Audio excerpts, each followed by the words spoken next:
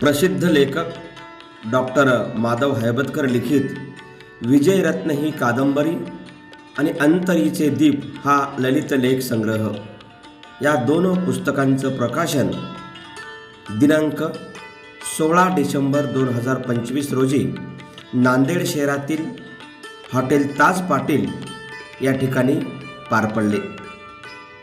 महाराष्ट्रातील प्रसिद्ध समीक्षक तथा अखिल भारतीय मराठी साहित्य संमेलनाचे माजी अध्यक्ष प्राध्यापक डॉक्टर श्रीपाल सबनीस, प्रसिद्ध साहित्यिक देवदास फुलारी, तसेच प्रसिद्ध लेखक कवी शंकर वाडेवाले, बालकवी पंडित पाटील, कथाकार स्वाती कानेगावकर आदी मान्यवरांची यावेळी उपस्थिती होती. दीप प्रज्वलन आणि प्रतिमा पूजनाने या कार्यक्रमाची सुरुवात झाली. छत्रपती शिवाजी महाराज,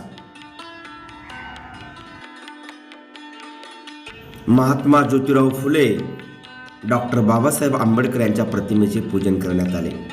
यानंतर मान्यवरांचा सत्कार करण्यात आला.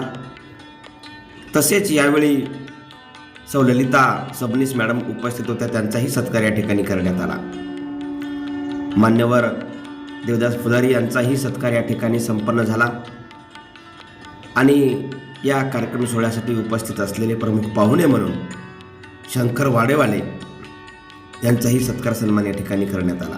पंडित पाटील बेळीकर तसेच कवयित्री लेखिका स्वाती कानेगावकर यांचाही सत्कार सन्मान या ठिकाणी करण्यात आला. उत्कृष्ट संचलन आणि गोंडर कादंबरीला 28 पुरस्कार प्राप्त झाल्याबद्दल इसापा प्रकाशनाने आणि मान्यवरांच्या उपस्थितीमध्ये अशोक कोबडे यांचा सत्कार करण्यात आला. साहित्यातून गावाचे गावपण उभे करण्यात माधव हैबतकर यांची लेखणी यशस्वी झाल्याचे प्रतिपादन प्रसिद्ध समीक्षक डॉक्टर श्रीपाल सबनीस यांनी केले.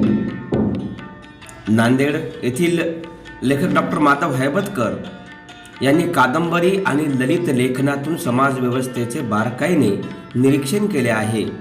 त्यांनी माणुसकीला महत्त्व देऊन गावाचे गावपण उभे करण्यात त्यांची लेखणी यशस्वी ठरली आहे, असे प्रतिपादन अखिल भारतीय मराठी साहित्य संमेलनाचे माजी अध्यक्ष प्राध्यापक डॉक्टर श्रीपाल सबनीस यांनी केले. इसापा प्रकाशनाच्या वतीने नांदेड येथे प्राध्यापक माधव हैबतकर लिखित विजयरत्न आणि अंतरीचे दीप या दोन पुस्तकांचे प्रकाशन समारंभ आयोजित करण्यात आला होता.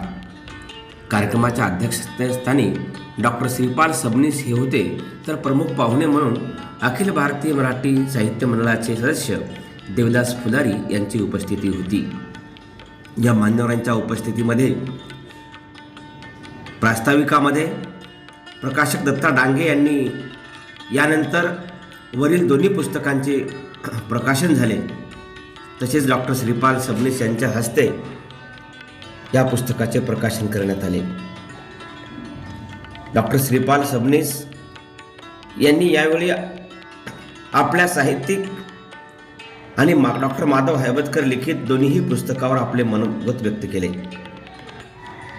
लेखक म्हणून मनोगत व्यक्त करताना आपण ही कादंबरी सामाजिक जाणीवेसह लिहिली तर ललित लेख हे जीवनातील नातेसंबंधांचे घटक तुटू नयेत याची पुष्पमाला व्हावी म्हणून लिहिले आहेत, असे लेखकांनी सांगितले.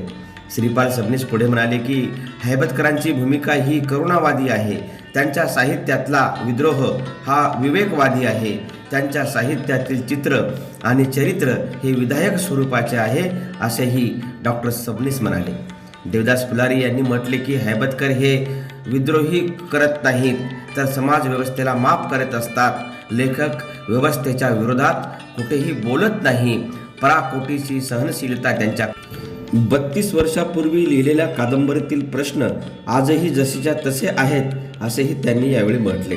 शंकर वाडेवाले म्हणाले की विजयरत्न ही समाज संघर्षाचे व्यापक परिणाम घेऊन आलेली कादंबरी होय.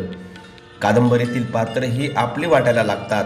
अन्याय अत्याचाराच्या पलीकडे जाऊन या कादंबरीचे लेखन झालेले आहे, असेही ते यावेळी म्हणाले.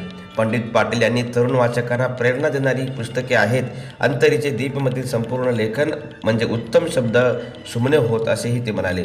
स्वाती कानेगावकर यांनी आज कुटुंब व्यवस्था विस्कळीत झालेली आहे, अशावेळी अंतरीचे दीप आशेचा किरण दाखवणारा ललित लेख होय असे संवादाचे महत्त्व या पुस्तकातून सांगितले आहे असे ते म्हणाले.